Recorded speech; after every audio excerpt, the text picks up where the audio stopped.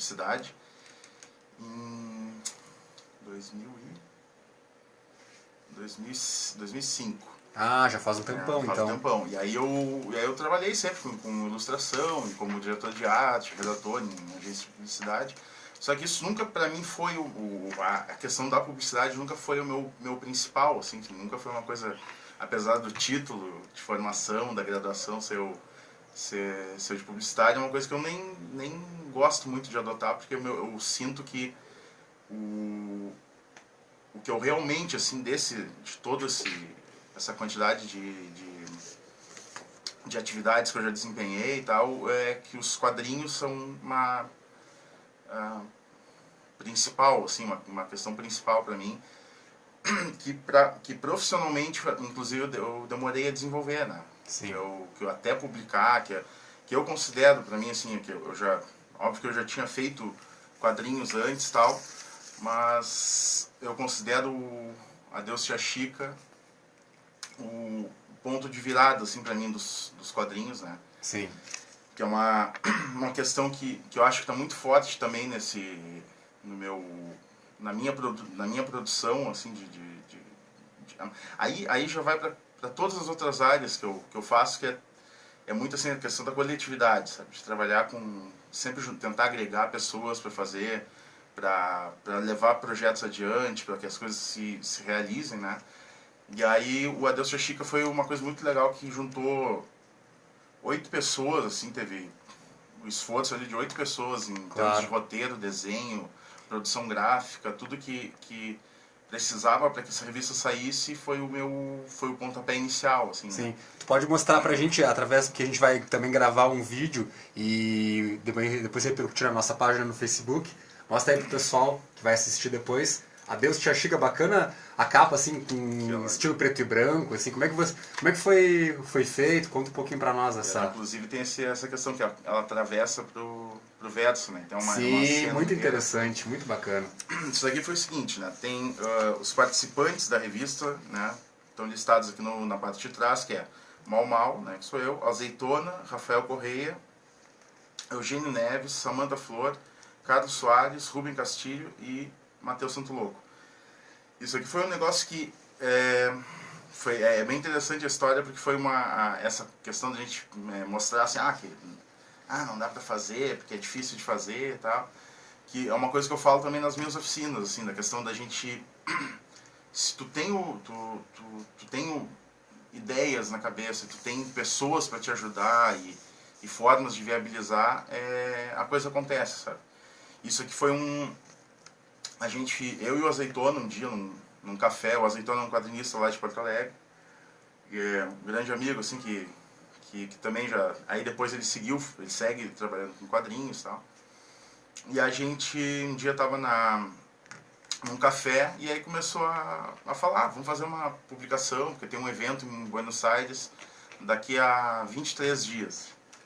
Aí a gente pegou, vamos fazer vamos juntar histórias que a gente já tem, histórias que a gente tinha publicado só na internet, alguma coisa assim. E aí a gente começou a se organizar a partir daquele dia, né? E dentro desses 23 dias a gente conseguiu contatar as pessoas, fazer diagramação. Aí foi uma coisa que tocou bastante para mim, editorial, diagramação. Fiquei como editor-chefe da revista, assim, para realmente centralizar, né? Para além dos quadrinhos. Para além dos quadrinhos. Legal, a questão isso. editorial, assim, que já junta do design, que eu tenho a formação na escola técnica como desenhista industrial. Aí depois a questão da publicidade, então tudo veio convergindo assim de uma maneira que me permite fazer esse tipo de coisa, assim, né? Certo. E como é que tu enxergas aqui, o cenário atual dos quadrinhos em Pelotas? Como é que tu vê essa produção dos teus colegas de área, assim, de quadrinhos ou de roteiristas, como o grande Vinícius Lemes, que a gente entrevistou, que fez o grande trabalho aquele do lado negro da praça, entre outros colegas que tu tens aí acompanhado. Como é que tu vê esse cenário atual? Eu acho interessante isso, assim, eu estava em Porto Alegre no momento, assim, isso aqui é de 2009, Adeus Tia Chica, então dá para dizer que tem uma história aqui, inclusive por esse que tu falou, que foi indicado para o prêmio HQ Mix, que é o maior prêmio de quadrinhos do Brasil, que teve a premiação agora essas 2 semanas, eu acho. E eu estava lá nesse momento, no momento que em Porto Alegre estava começando a crescer essa coisa de o pessoal sair um pouquinho do xerox e começar a profissionalizar mais as suas publicações, fazer a trazer as ideias mais puras, assim, da maneira como, sem ter que adaptar muito, assim, então tu pensa num projeto editorial, se tu pensa ele preto e branco, tu faz ele preto e branco até o fim, se tu pensa ele colorido, faz ele colorido até o fim, se tu quer um projeto editorial, um projeto gráfico diferente, aí também, assim, então a coisa começou a crescer, e eu cito Porto Alegre porque que é um dos centros, assim, que fizeram esse movimento, inclusive até uma coisa que está saindo pela HBO agora, acho que é quinta-feira, o último episódio de uma série sobre quadrinhos no Brasil. Ah, sim, eu ouvi falar já. E aí, quinta-feira sai o último episódio que é com esse pessoal do quadrinho independente do Brasil.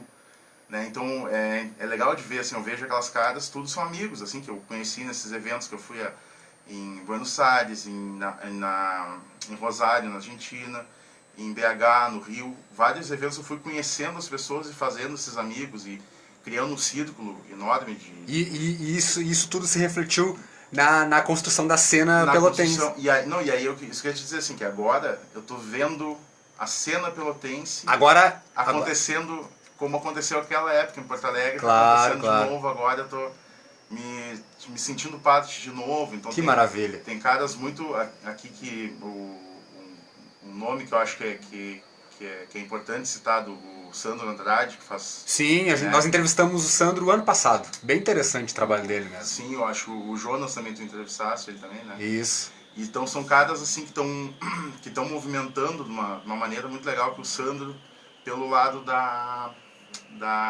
do ensino, né? Então ele monta as oficinas dele, faz, onde tiver lugar para fazer. São sensacionais, fantásticas. O Jonas também, então tudo isso. O Vinícius agora também é muito legal a iniciativa dele, ele está tendo uma questão assim até de marketing mesmo, da própria história dele, ele está conseguindo chegar bem longe, né? E aí é que assim, mas eu vejo como uma coisa bem inicial mesmo, assim, tá começando a acontecer, o pessoal tá se dando conta que pode fazer. Acho que em alguns momentos, em alguns locais, falta um pouco talvez de orientação, de organização, né? Que isso é uma coisa até que eu gosto de atribuir, assim, lá quando eu falo em Porto Alegre, um grupo que para mim foi muito importante, que foi uma coisa assim, no primeiro mês que eu estava morando lá, em 2006, eu caí meio de paraquedas lá num grupo que é a Grafar, que são os grafistas associados do Rio Grande do Sul. Que joia! E a gente se reunia toda terça-feira num bar, no Tutti Giorni, lá em cima da escadaria da Borges. E era interessante isso, que muitos dos projetos surgiram lá. Ah, então, que legal. Então é essa coisa que eu acho que falta aqui, nesse caso, é um tipo de agregação, assim, de coisa que seja tipo a Grafar. Alguma coisa que dê essa explosão, assim, sabe? O pessoal está muito separado, fazendo suas coisas, cada um grupo que agregue mais quadrinistas, mais pessoas da área, que tenha um lugar que também congregue essas pessoas, né? Claro, E aí teve até o pessoal aqui que fez chegou a fazer aqui uns eventos, aí eu lembro que até da outra vez que eu estive aqui na Rádio Com, a gente veio divulgar um evento que a gente estava fazendo aqui, que era um evento de lançamentos, e a gente fez uma jornada assim, de quadrinhos, que foi o Odir, o Sica, acho que estava também, o Rodrigo Rosa e o Carlos Ferreira, que são lá de Porto Alegre também. Que legal.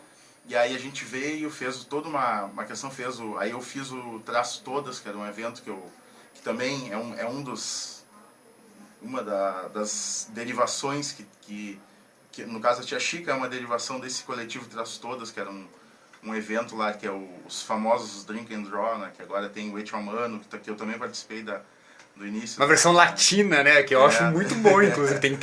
Tem que valorizar isso aí, até porque Até pela proximidade e tal, né? Aí acabou sendo uma proposta ali, que a nossa proposta ela sempre foi uma coisa tipo, os ilustradores e tal, mas sempre teve essa coisa do quadrinho muito envolvido. Sim. Aqui os guris acabaram fazendo uma proposta um pouco diferente, questão das bolachas e tal. Claro. Mas isso que foi uma coisa interessante. Teve um pessoal que fez aqui na confraria do Espetinho, se eu não me engano, eles fizeram durante um tempo. Eu não cheguei a participar de nenhum desses.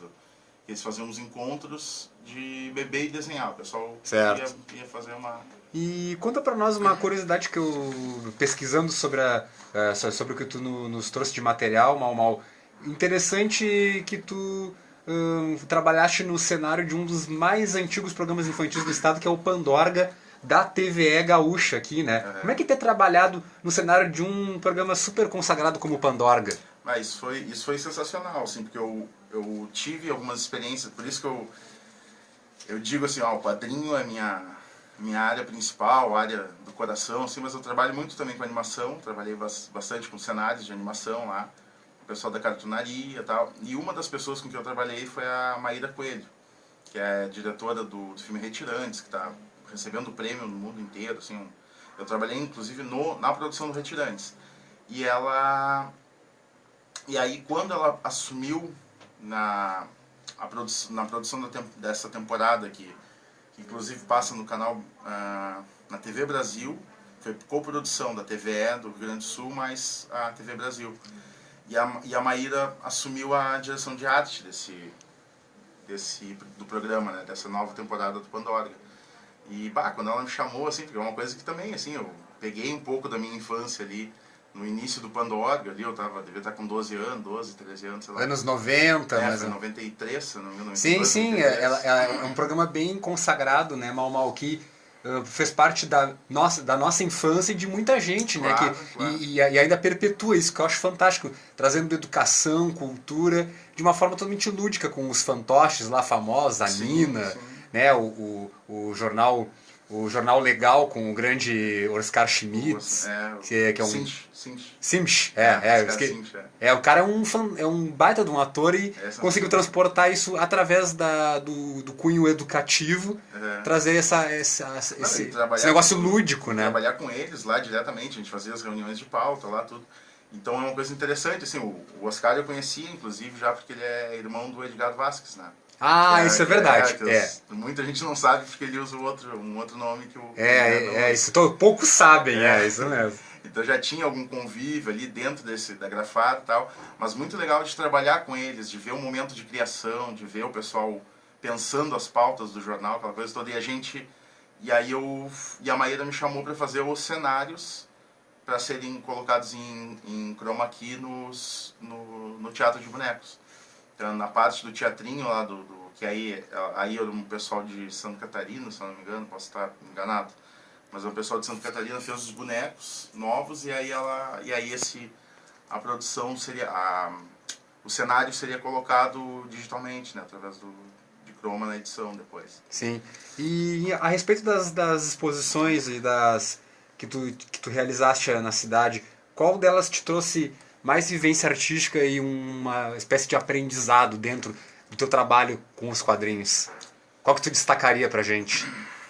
Olha, te dizer que das exposições que eu participei, acho que também aí entra essa questão de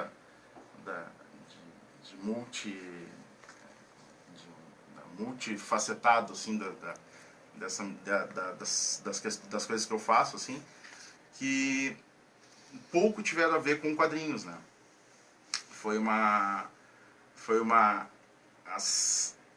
A exposição eu fiz ao mesmo tempo lá em Porto Alegre. Foi a primeira vez que eu expus, assim, lá isso foi 2013, eu acho. Sim. E aqui na cidade, qual delas que tu aqui na cidade eu participei